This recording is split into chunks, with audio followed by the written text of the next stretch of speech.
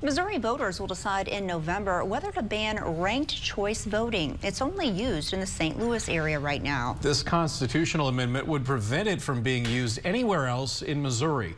Capitol reporter Hannah Falcon looked into what voters will see on the ballot. Ranked choice voting is a process where candidates are ranked by preference. Then the candidates with the most favorable ranking move on to the next round. Voting continues until a candidate receives over 50% of the vote.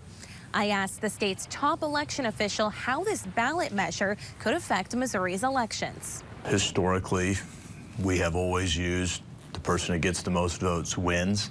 Missouri Secretary of State Jay Ashcroft supports the proposed ban on ranked choice voting. It's being pushed to change the outcome, and I don't think that when you lose an election, you should try to change the rules. The ballot language asks Missourians if they want to amend the state constitution to only allow U.S. citizens to vote, ban ranked choice voting, and only have the single winner of a primary election on the general election ballot. But this may not be the final language. There is a lawsuit currently awaiting judgment in the Cole County Court that alleges the question is unfair and inaccurate because it is already illegal for non-U.S. citizens to vote. Representative Peter Meredith tells me that if passed, this measure could have some unintended consequences. Our Constitution right now says all citizens have the right to vote.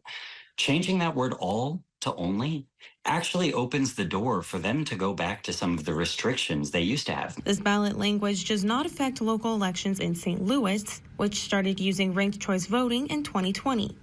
Reporting in Jefferson City, I'm Hannah Falcon, WGEM News.